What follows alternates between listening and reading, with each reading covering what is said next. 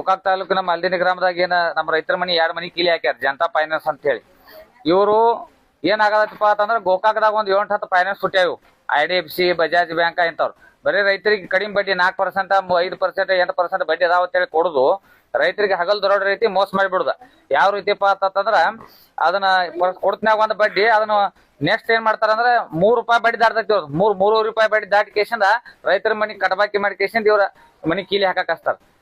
ಈ ತಹಶೀಲ್ದಾರ್ ಸಾಹೇಬ್ರಿಗೂ ನಾವು ಹಿಂದಕ್ಲೆ ವಿನಂತಿ ಮಾಡ್ಕೊಂಡಿದ್ನಿ, IDFC ಬ್ಯಾಂಕ್ ದವ್ರ ತರಪಿ ಇವತ್ತು ಜನತಾ ಫೈನಾನ್ಸ್ ಅವ್ರ ಕೀಲಿ ಹಾಕಿರ, ನಾಳೆ ಮತ್ತೊಂದು ಬ್ಯಾಂಕ್ ದವ್ರ ಬರ್ತಾರ.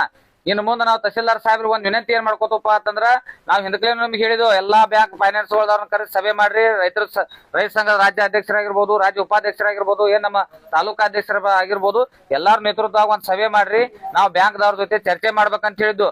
ತಹಶೀಲ್ದಾರ್ ಸಾಹೇಬ್ರು ಇನ್ನೂವರೆಗೂ ಒಂದ್ ಚರ್ಚೆ ಮಾಡಕ್ ತಯಾರಿಲ್ಲ. ಅವ್ರು ಯಾಕೆ ಮಾಡಕ್ ತಯಾರಿಲ್ಲ ಅನ್ನೋ ನಮ್ಗೆ ಗೊತ್ತಾಗತ್ತ.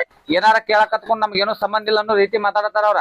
ಇವತ್ತು ಗೋಕಾಕ್ ತಾಲೂಕದಾಗ ಏನ್ ಫೈನಾನ್ಸ್ ಗಳದಾವು, ಇತರ ರೀತಿ ನೀವು ಪೊಲೀಸ್ ಇಲಾಖೆ ಆಗಿರ್ಬೋದು, ತಹಶೀಲ್ದಾರ್ ಸಾಹೇಬ್ರ ಎರಡೂ ನೀವು ಕೂಡಿಕೇಶನ್ ಅವ್ರನ್ನ ಮೀಟಿಂಗ್ ಕರೆದ ರೈತರ ಮನಿ ಗೋಕಾಕ್ ತಾಲೂಕದಾಗ ಯಾವುದೇ ರೀತಿ ಕೀಲಿ ಹಾಕ್ಬಾರ್ದು. ಇಂತ ಮಳೆಮಾರ್ ದಿನಗಳೊಳಗೆ ನೀವು ಹೊರಗೆ ಹೊಲಿ ಉಡಿಸ್ತಿರಪ್ಪ ಅಂತಂದ್ರ ನಾಚಿಕ್ ಬರ್ಬೇಕು ಬ್ಯಾಂಕ್ ದವ್ರಿಗೆ. ನಿಮ್ಗ ಈ ರೀತಿ ಸರಿ ಆಗೋದಿಲ್ಲ. ಇನ್ನು ಮುಂದೆ ಏನಾರ ಇವ್ರ ಬ್ಯಾಂಕ್ ಕೀಲಿ ಹಾಕುದು, ಇನ್ನು ರೈತರದಾಗ ಗೋಕಾಕ್ ತಾಲೂಕದಾಗ ಯಾವ್ದೋ ಹಳ್ಳಿಯಾಗ ನಮ್ಮ ರೈತರ ಮನಿ ಕೀಲಿ ಹಾಕಿರಪ್ಪ ಅಂತಂದ್ರ ನಮ್ಮ ರಾಜ್ಯ ಉಪಾಧ್ಯಕ್ಷರಾಗಿರ್ಬೋದು, ನಮ್ಮ ತಾಲೂಕದ ಎಲ್ಲಾ ರೈತ ಮುಖಂಡರ ನೇತೃತ್ವದಾಗ ನಾವು ಆ ಬ್ಯಾಂಕ್ ಮುಂದ ಅಹೋರಾತ್ರಿ ಧರಣಿ ಮಾಡ್ಬೇಕಾಕೈತೆ ಅಂತ ಹೇಳಿ